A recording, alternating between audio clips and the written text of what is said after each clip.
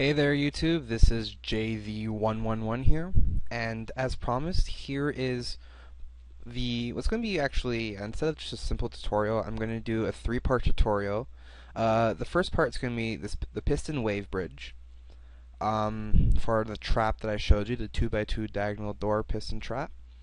The second part is going to show you how to build the piston door.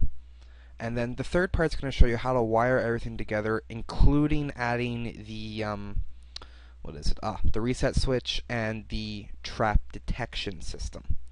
Alright, so to start, you're going to want to set yourself up with a 12 by 8 by 4D pole, and then in the center portion of the hole, you're going to go one more block down.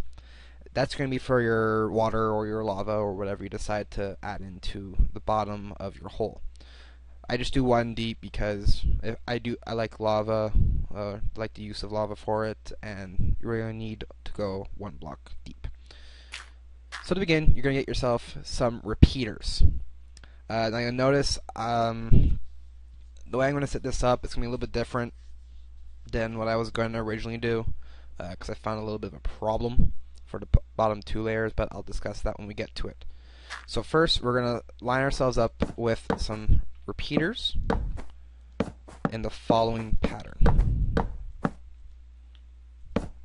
Alright. Now I'm going to refer to the movement of the second torch on the repeater as ticks. So it's going to be one tick, two, full, full, full, full. This one's going to be full. This one's going to be at 2. This one's going to be at 1. And that's good. Now you're going to repeat this process another 3 times on either side. And I'll explain what I mean. Sorry, another 3 times. One more time on the bottom. And twice more on that side. And I'll explain the process at the bottom. It's a little bit cumbersome because of the way I already preset this. But for now, let's just wire these up, and I'll show you the process at the bottom right now. Ooh. Computer don't like me today. Alright. So, I've noticed that when I first did this, the top layer for this side would not work. So, to solve the solution, I just add another brick, or another block of whatever I decide to use. In this case, I'm using wool. And then I just add the repeaters on top.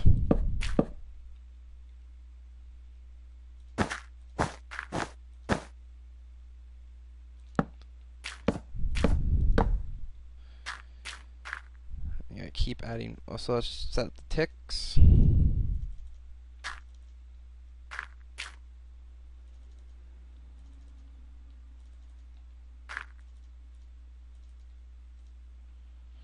And then we're going to wire it up. So the trick we're going to wire it up is we're going to add rest of the wire here, and I'm just going to connect it as such. And I want to set it up so I'm not going to get trapped here. So we're going to wire this side up first before we close it in, and then we're going to add the one block. And as such. Oh, you also notice I'm on creative mode. This world isn't exactly actually mine. It's Pepe's from the MinecraftForums.net. When he shows certain things he created, he allows the world to be transferred over. But you're going to see probably some stuff in the background. That's actually his. That is not of my own creation. So if anyone claims, oh, why don't you show us how to build that stuff, ask Pepe. That's entirely up to him if he wishes to show you guys. So we're going to finish up setting up the system. Now you don't have to do this. I just like doing this because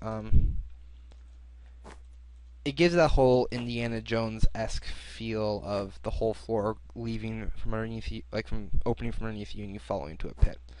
You can have everything open up at the exact same time.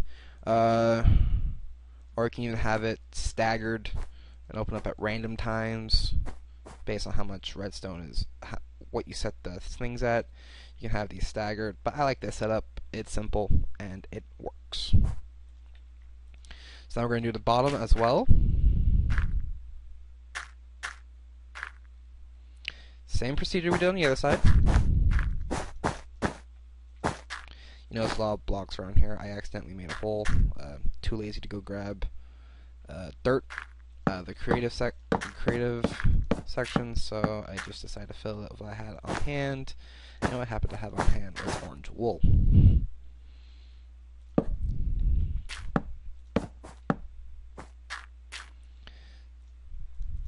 Okay, we're just going to keep doing this. Stay on 3.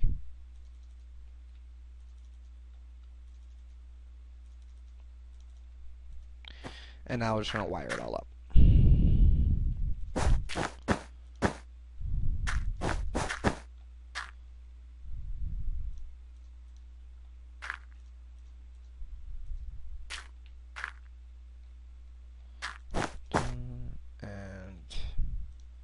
There.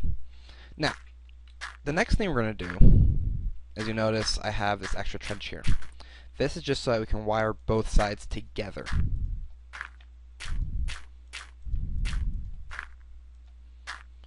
So now both sides are wired.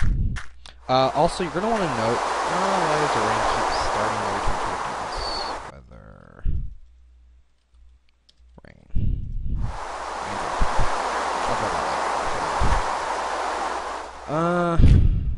You're going to want to note that you want to keep a 1 block between your first set of wire and your second set of wire.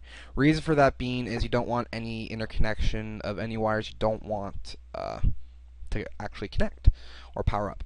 Now, the next thing you're going to do is you're going to line up where the blocks are, or where the bricks are, line it up, and you're going to take the 2 pieces of redstone that are joining. So it'll be these 2.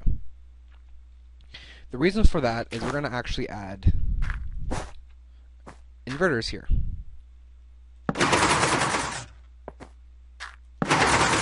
Now you notice everything's closed, and on the bottom, haha, it completely works. Now, for those of you who are not familiar with what I'm about to do next, I'm going to show you. What we're going to do is we're going to create what's known as a T flip-flop using pistons. What do I mean by T flip-flop? It's basically this. So you have the 2 pistons here, the 1 block here, any movable block, and then any 2 blocks over top.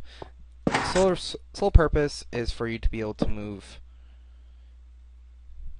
or to activate the redstone.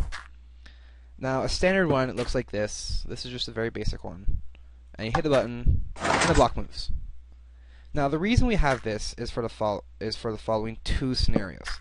Let's say I have a redstone torch there, and then a path of redstone. Now, this right now is inert because air cannot transfer power from the torch to the redstone. However, a solid block can. So this is good for inputs. Now, some situations will require you to actually have to cut the input completely. What I mean by that is this.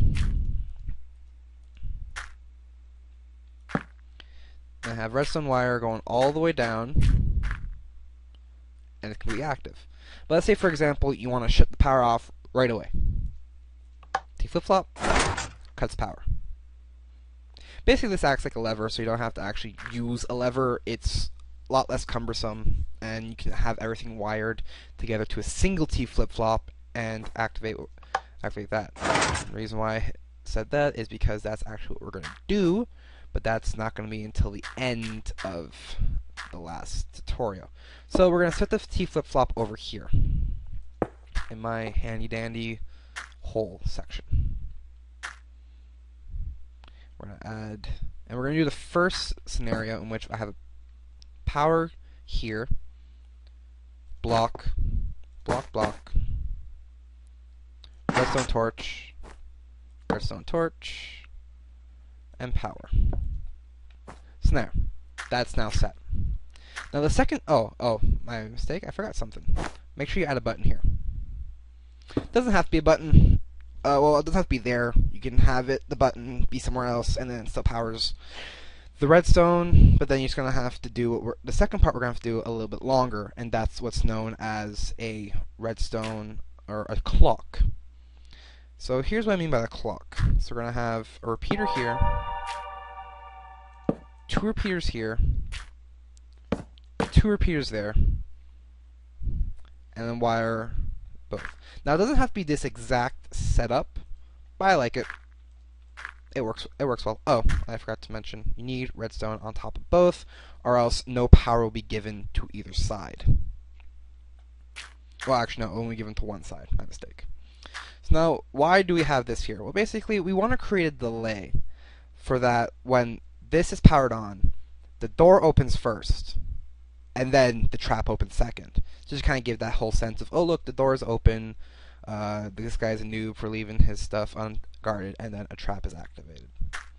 So for now, I'm just going to do a single tick on all the repeaters.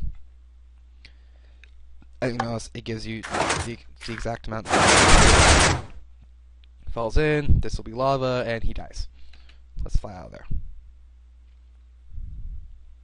And press it again. Now, in the last tutorial, like I said, I will show you, or last part, I'll show you how to set it up so you don't have to be outside all the time to reset it. You can be inside doing crafting or something, and you hear someone yell over the system, oh shit, I just fell into a trap, and you probably figured out it's yours. So that's pretty much it. It's a fairly simple setup. It works well. So comment, rate. Probably next couple days I will show this. I'll pull up the second part of the video using this exact setup and showing you how to rig it together with a door, and then in probably a couple days after that I'll put up the next video and showing you how to set it up, everything together. Okay, you guys have fun, and see you guys later.